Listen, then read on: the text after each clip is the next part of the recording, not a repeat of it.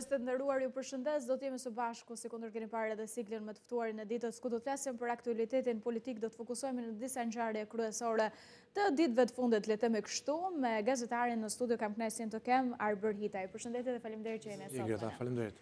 Sigurisht do doja ta nisja me kur themi aktualitetin, ndoshta edhe me atë çfarë pritet të ndodh vetëm për pak minuta ose kjo do të mbetet për tu parë, me faktin se kryeministri Rama pritet të takojë strukturat e Partisë Socialiste. Si e shikoni politikisht çfarë mund të ndodhë gjatë këtij takimi? Shiko, zoti Rama vërtet mund t'i mbledhë formalisht ditën e sotme strukturat e Partisë Socialiste për kryeqytetin, por nuk është që Partia Socialiste po e fillon tani garën.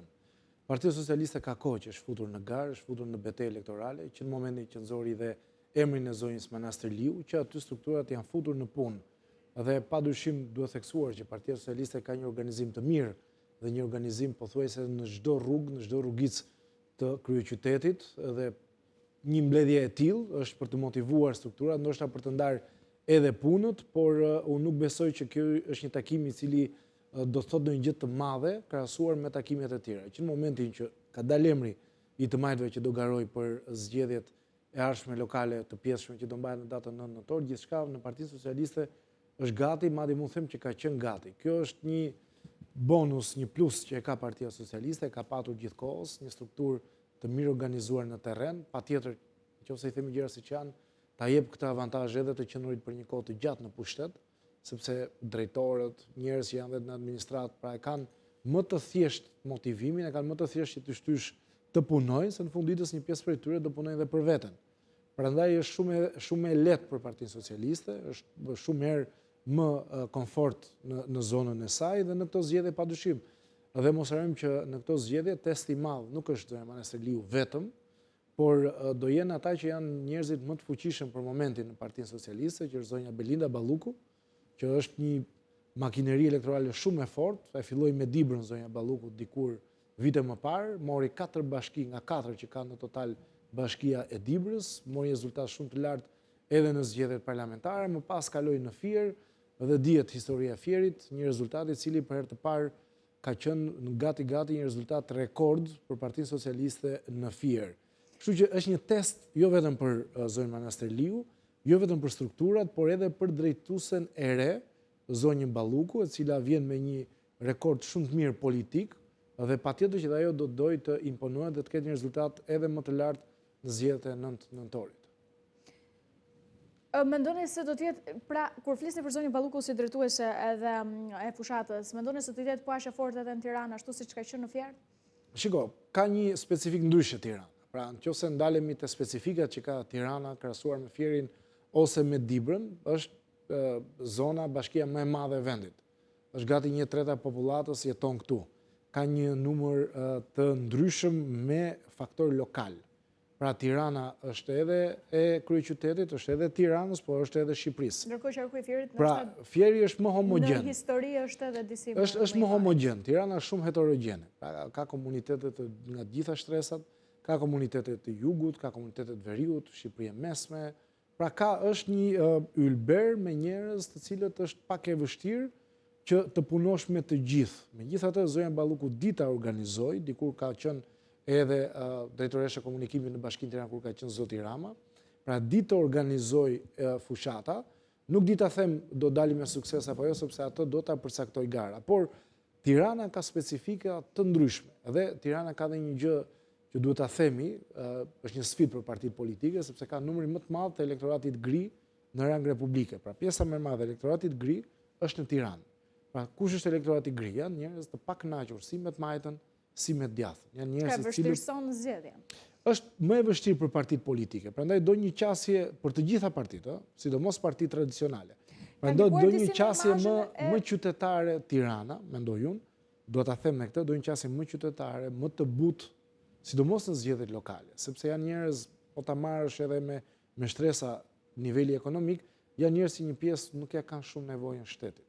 Janë njerëz kanë një biznes të vogël, kanë një biznes të mesëm dikush tjetër, po ka dhe biznese të mëdha. A nuk janë më të pak në numër këta, nëse do të flasim për kryeqytetin edhe për të gjithë shtresën e Shqipërisë, po edhe vetëm të kryeqytetit që nuk ja kanë nevojën shtetit? Pjesa më e madhe në Tiranë, mendoj unë, është pjesa më emancipuar e shoqërisë, pra njerëz që nuk ja kanë shumë nevojën.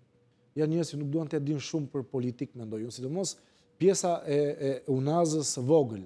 Se po ta shikosh Unaza e vogël është zona më e zhvilluar, ku flasim me kryeqytetit, këtu duhet themi e gjithë Shqipërisë. Prandaj janë njerëz të cilët nuk është e lehtë ti bësh për vete. Dhe Tirana ka treguar, sidomos në zgjedhjet e vitit 2011 që ka qenë një garë shumë e fortë, po do dalim më pas edhe te opozita që nuk kërkon një garë tërësisht politike.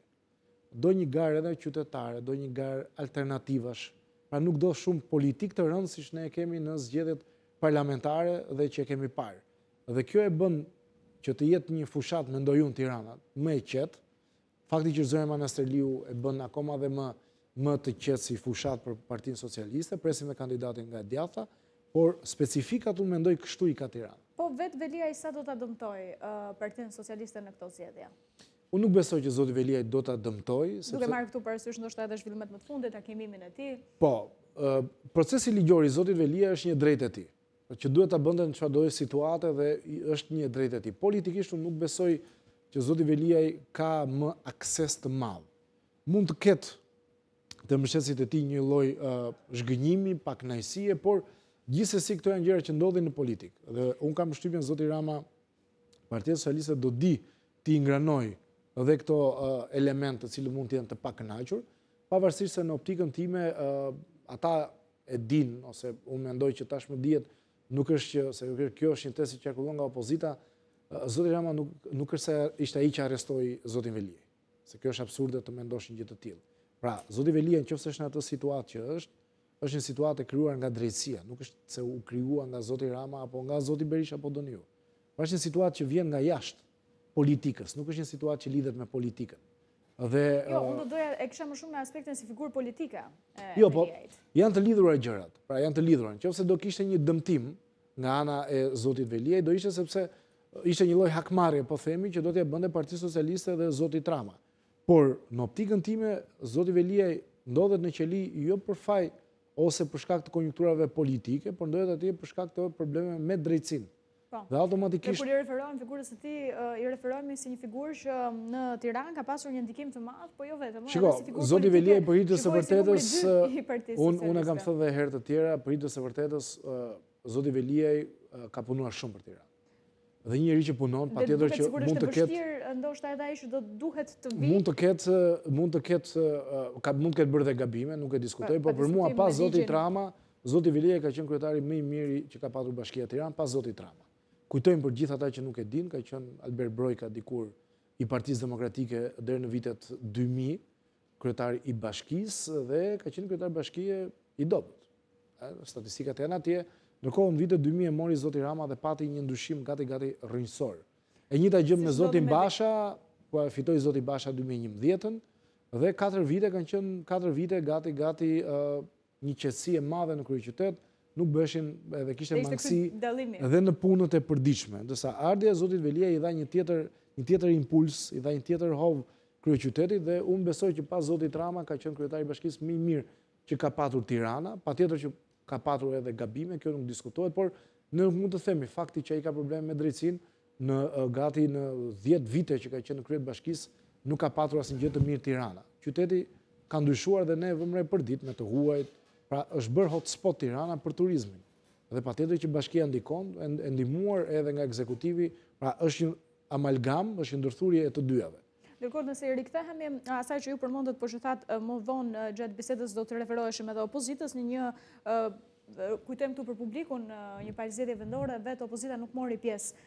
Kështu që dukeshëm për të mbështetur edhe atë që ju po thonit deri më tani. Shohim opozitën që duket të herë, më thënë disi edhe bashkuar.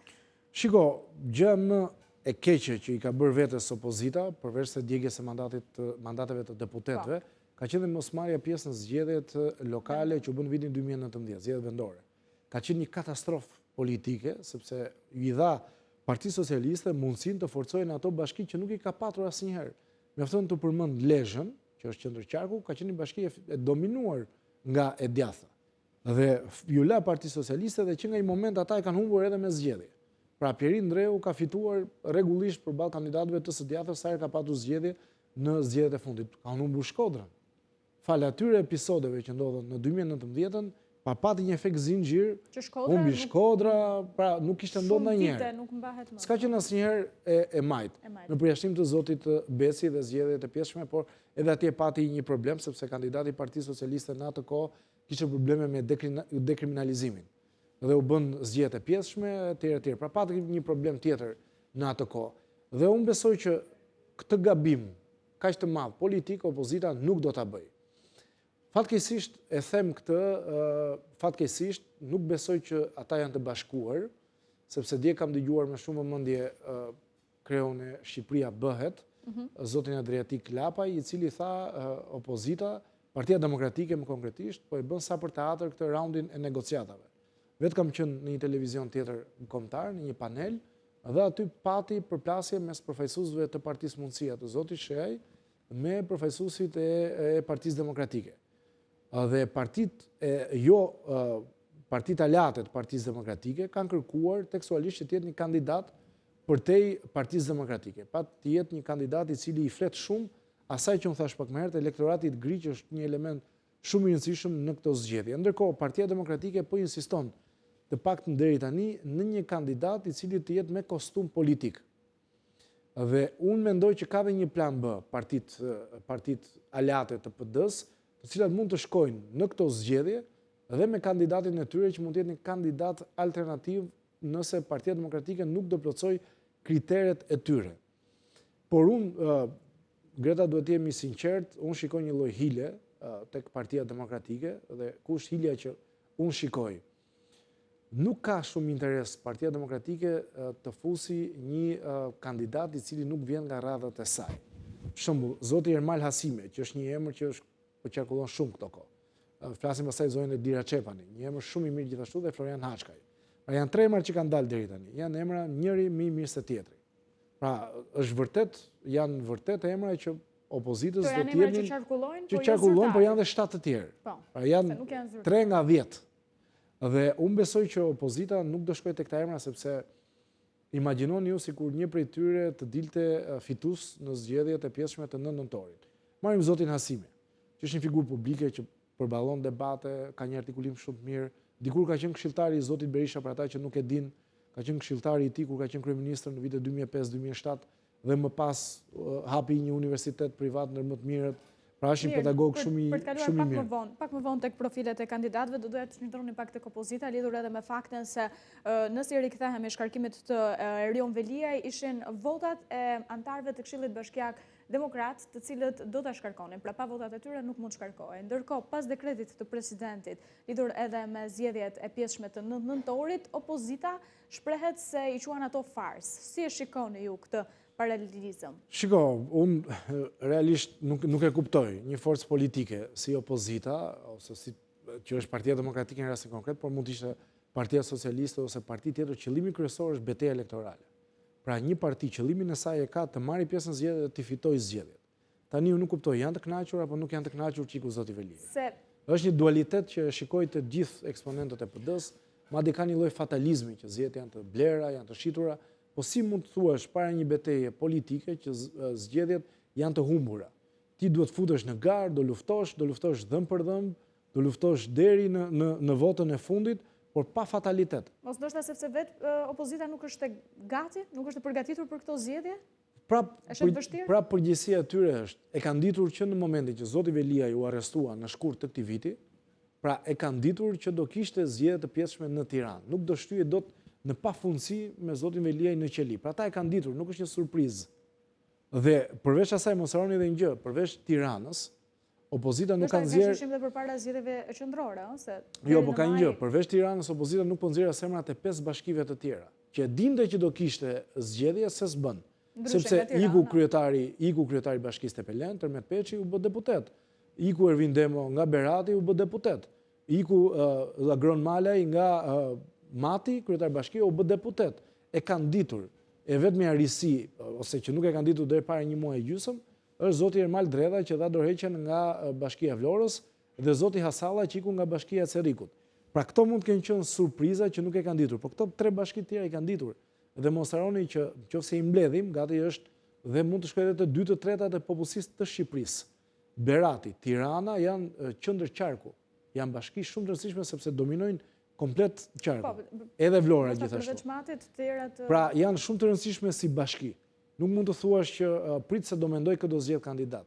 Për këta duhet i kishe që sot, jo nesër, se si kanë akoma, nesër t'i nxjerrin. Dhe bëhet vetëm 1 muaj kohë për të bërë fushat. Zyrtarisht fillon datën 1 nëntor, 1 nëntor dhe 9 nëntor. Një ditë është heshtja zgjedhore, llogaritën ju kanë vetëm 7 ditë për të bërë fushat zgjedhore. Pra është shumë pak. Prandaj Partia Demokratike është e destinuar, mendoj unë, të zgjedhë një figurë publike, por edhe në bashkitë e tjera të zgjedhë figura publike të njohura për komunitetet. Ky dualitet bie shumë në sy, pra nuk e kuptoj ende ju pëlqeu apo jo dekreti presidentit. Për mua ata duhet ishin shumë të gëzuar që presidenti e dekretoi datën e zgjedhjeve, nuk ishim pse të vinin kujen, sepse në fund të ditës ka një gjë. Ata kanë një mundësi të artë, mendoj unë, kanë një bonus politik, këtë shprehje kanë përdorur edhe insistoj te kjo, ka një bonus politik, se ai që ka qenë një nga kryetarët më të mirë që ka patur Partia Socialiste në Bashkinë e Tiranës, nuk është më. Nuk është më për shkak të problemeve të drejtësisë. Dhe nëse njerëzit janë të pakënaqur, njerëzit janë të mërzitur me Partinë Socialiste, ata do fitojnë garën. Pse duhet të jenë fatalistë? Unë mendoj që Tirana nuk shitet.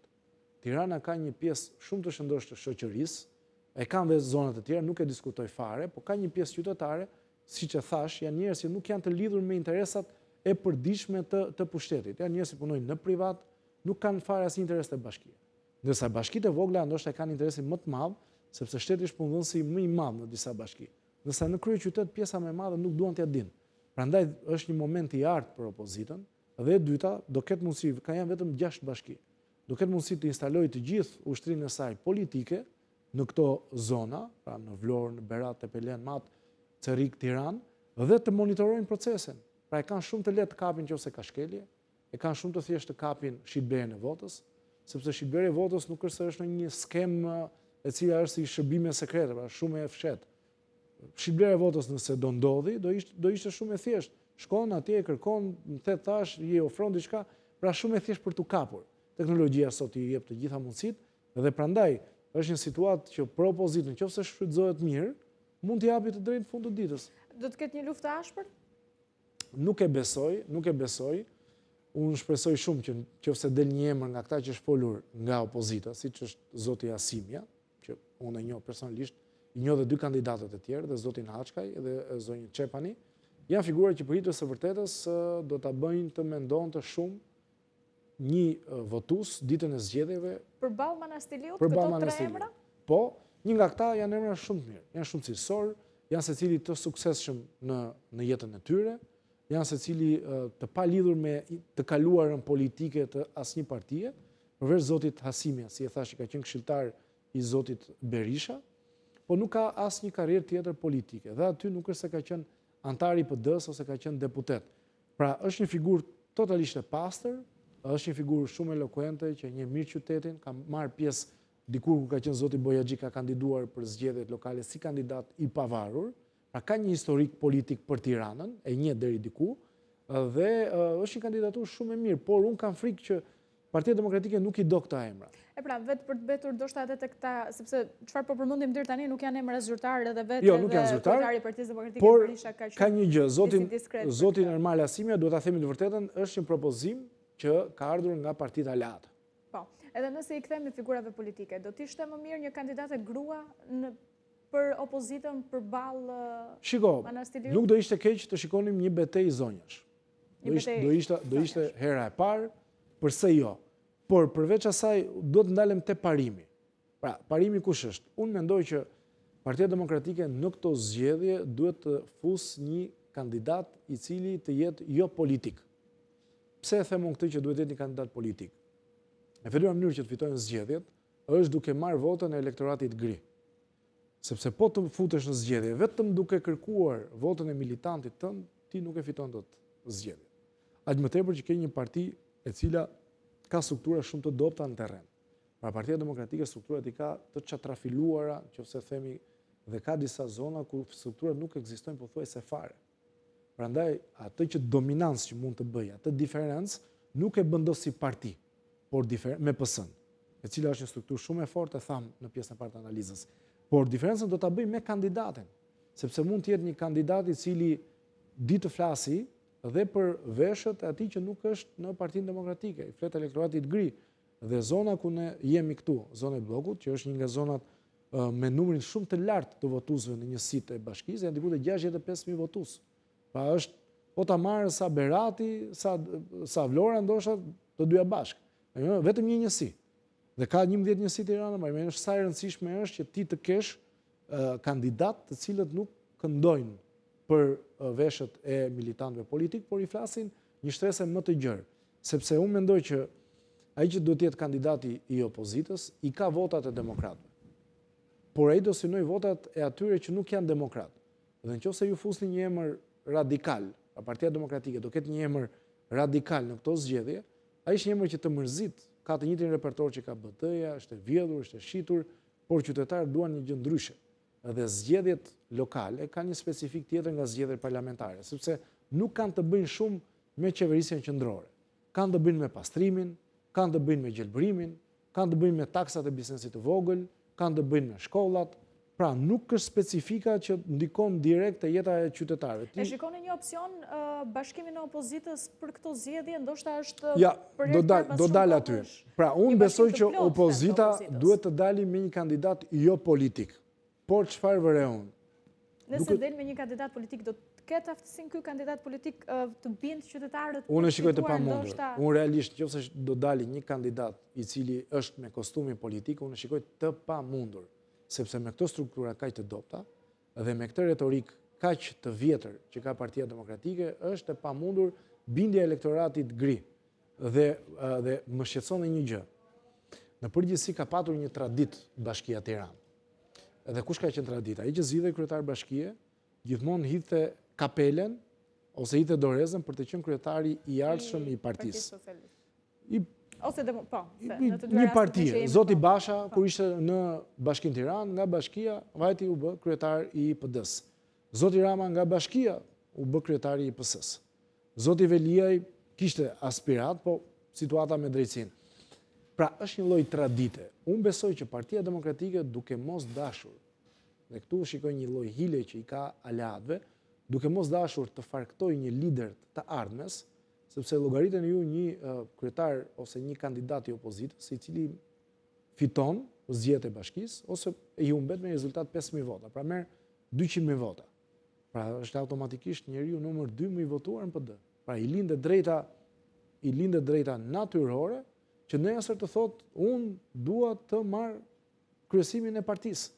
Dhe fakti që do ishte një kandidat I cili e zëm, gjithmonë marrim hipoteza sepse nuk I dim emrat, I cili do vinte jashtë Partisë Demokratike, por do të ishte nga aleatët, kjo do ta bënte shumë të vështirë për Partinë Demokratike që ta pranonte një figurë të tillë, I cili nesër mund të aspironte të merrte postin e PD-s pa lejen e PD-s. Prandaj unë shikoj një lloj hile brenda dhe nuk besoj, fatkeqësisht mendoj që mund të shkojmë drejt një kandidati politik nga opozita. Dua shumë që të jem gabim, nesër do dali emri. Unë dua shumë që të jem gabim, por shikoj disa shenja mes aktorëve të opozitës në negociat. Aleatët e rinë me Partinë Demokratike si shihni në këtë sfidë përpara këtyre zgjedhjeve, sepse dihet aleatët e vjetër kanë qenë gjithmonë, si Partia Republikane apo të tjerë. Po këta të rinj si shikonin në raport me Partinë Demokratike në këto zgjedhje? Shiko, Partia Mundësia. Do të ketë një përplasje për emrat? Partia Mundësia. Po I marr me radhë që ta bëjmë më konkrete edhe për njerëzin. Partia Mundësia e zotit Agronshe. Partia Mundësia në pjesë të repertorit të saj politik ka patur edhe kritika të ashpra ndaj zotit Berisha, edhe ndaj zotit Rama. Pra ka qenë një parti e cila synonte që t'i merrte dhe atyre dhe këtyre. Po, kur ishte në fillim në fushat. Madje ka pas akuza të ashpra ndaj zotit Noka, në drejtim të zotit Agronsheaj, që I tha je I shitur te Ron Velia, I ke bërë biznes me Ron Velia. Për çështjen e listës. Nëse mbani mend. Edhe para listës ke bërë biznesi, dhe I nxori disa fotografi të vjetra para shumë vitesh. Pra nuk e kanë dashur njëri tjetrin. Dhe një nga arsyet ose një përqindje të votave që unë mendoj që ka marrë zoti Sheaj, ka qenë pikërisht vota e demokratëve që nuk e duan Sali Berisha. Të shgënjur. Mund të ketë marrë edhe të socialistëve dhe elektorat gri.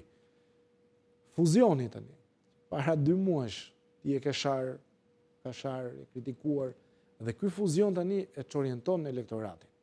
Hiqat elektorat besnik që mund të ketë krijuar zoti Sheaj, që nuk besoj që të jetë një elektorat në shifra të larta, nuk është një elektorat i cili mund bëjë një diferencë të madhe. Megjithatë, mekanikisht është një eksperiment që për mua qëndron. Pastaj kemi mundësinë e zotit Shehaj, diku te 40.000 vota ka marrë në zgjedhjet e kaluara. Që mos harrojmë se vetë emri më i pëlqyer nga të gjithë të përfolurit deri më tani si kandidat është nga partia Mundësia e zotit Shehaj, ja? Po, flitë, zoti Asimi thuhet që është një propozim i tij. Dhe pëlqehet gjërësisht, pa përmendur emra ndoshta. Zoti Asimi është figurë shumë cilësore. Për së vërtetës se kemi pas edhe paneleve tona, është një politolog shumë i mirë, nuk dua të hyj se duke sigur i bëj reklam, po gjithsesi unë të tre kandidatët që po flitet nga opozita janë kandidatë për mua shumë të mirë. Pra herë e parë që jam surprizuar për mirë, se përgjithësi na ka surprizuar për keq me të njëjtët emra në lista të tjera. Pra shkojmë pak te partia e zotit Lapa. Zoti Lapa i ka thënë qartësisht që Partia Demokratike po bën teatr me ne. Nuk e ka seriozisht çështjen e emrit të kandidatit. Pra e ka mbyllur një lloj deri tani. Por mos harroni që partia Shqipëria Bëhet, nisma Shqipëria Bëhet, si ishte një fuzion mes nismës Thurje dhe Shqipëria Bëhet të zotit Lapaj dhe zotit Shabani, një parti e cila i zgënjeu shumë elektoratin. Me ato sherrë me njëri tjetrin, me Dajën, me Hallën, me Kushuririn, me Tezën, u bë një pati një telenovela kryesore e muajit korrik. Pa gjithë vëmendja aty shkoi ajsa dogjën dhe njëri tjetrin për inatet e tyre personale, dogjën njëri tjetrin politikisht duke edhe një personi tjetër që nuk kishte lidhje fare as me gjuhën shqipe, jo më të kishte lidhje me politikën. Dhe nuk besoj që ata e kanë me elektoratin që kanë patur. Mund të kenë një elektorat, edhe pse kanë dalë partia e tretë ose koalicioni i tretë në zgjedhjet e kaluara parlamentare, por nuk besoj që ata kanë ruajtur atë fuqi elektorale që kanë patur në 11 maj, sidomos me sherrnajen që ndodhi më pas. Por gjithsesi mund ta kenë. Shkojmë pastaj te partia Djathtas 1112, nuk është fare pjesë e negociatës. Pra është një vot diku te 10.000 e pak vota që ti nuk e di si do shkojë. Shkojmë më tej akoma tek Euroatlantikët e zotit Basha që kanë 20.000 vota. Në rang republike kanë diku te 10.000 vota në Tiranë. Edhe ata nuk janë pjesë e kësaj negociate. Zoti Qori ka deklaruar që nuk do të jetë me Partinë Demokratike. Pra është një aleancë që në shifra Partia Republikane nuk e quaj, se ne nuk e dim sa vota ka marrë, sepse pjesa më e madhe kanë qenë në lista të mbyllura, pjesa në lista të hapura nuk quhet. PD-ja ka pakënaqësitë e saj. Zoja Mesila Doda nuk është më pjesë e grupit parlamentar të PD-s, zoti Shpëtim Idrizi ka pakënaqësitë e tij sepse ka deklaruar që Partia Demokratike më ka ofruar 2 poste të sigurta në listën për deputet dhe nuk mi ka dhënë. Kështu që PD-ja, Partia Liris, që dihet ka një largime të shumta nga radhët e saj, me fundi zonja Silva Caka, antare e kryesisë, antare e Këshillit Bashkiak, emra të tjerë që kanë ikur, Faik Basha, pra ka shumë emra që kanë ikur dhe nuk besoj që këto parti politike kanë forcën që kanë patur më parë, sidomos Partia Liris dhe ajo që ka dalë partia e tretë në rang republike, nisma Shqipëria Bëhet e Lapaj dhe Shabanit. Megjithatë, në letër është një bashkim që qëndron, por gjithçka do duket te emri. Nëse duhet një emër i cili duhet përtej partive politike, unë mendoj i djathtë, po përtej partive opozitare, një parti konkretisht, besoj që do ketë një lloj uniteti te opozita, por nëse duhet një emër i cili vjen vetëm nga radhët e Partisë Demokratike, unë mendoj dhe po ja jap lajm këtë që Partia Mundësia ose parti tjera mund të rreshtojnë një koalicion të tretë në zgjedhjet parlamentare, në zgjedhjet lokale. Ndërkohë e kemi dhe një kandidat të tretë, sido që të vijë situata te kampi opozitar, që do vi nga nisma nga Lëvizja Bashk e zotit Qorri. Pra, një kandidat ata do ta nxjerrin. Kanë deklaruar që ne do jemi me kandidatin ton në këto zgjedhje. Të vetëm. Zoti Qorri ka deklaruar që nëse mua më kërkon partia, mund të jem përsëri kandidat, ka qenë në zgjedhjet e vitit 2023, ka marrë diku te 12.000-13.000 vota, ka dalë i treti, pritës së vërtetës në ato zgjedhje lokale, dhe ai do futet në këto zgjedhje. Do jetë ai vetë ose do jetë dikush tjetër, ne nuk e dim, por i kemi që në këtë moment kemi 3 kandidat për Tiranë. Për Tiranë. Mund të kemi edhe një të katër, si e thash, nga një pol i tretë opozitar. Nëse Partia Demokratike nuk do të respektojë në parimin që ata kanë ngritur, që të jetë një kandidat i cili është përtej Partisë Demokratike. Pra shumë interesante këto 24 orë që vinë, do jenë shumë interesante mendoj unë për të parë qasjen që do ketë opozita. Do jetë një qasje vërtet, jo politike, pra të flasim me zërin e qytetarëve, apo do jetë një qasje ku do fokusohen tërësisht tek aspekte politike. Në qoftë se Tirana, zgjedhjet lokale, do bën shumë zgjedhje politike, unë mendoj që opozita e ka që në fillim të pamundur të fitojë. Por në qoftë se do jetë një garë, e cila do fokusohet te problemet, te zgjidhjet, pra do fokusohet tërësisht ato që janë përditshmëria e qytetarëve të Tiranës, por flasim për Tiranën, atëherë do jetë një garë shumë e bukur dhe shumë interesante, gjë që shpresojmë shumë ta kemi. Kështu, pritet të ketë goxha zhvillime të rëndësishme politike. Unë ju falenderoj shumë për këtë intervistë edhe që ishit sot me ne. Faleminderit, kënaqësi.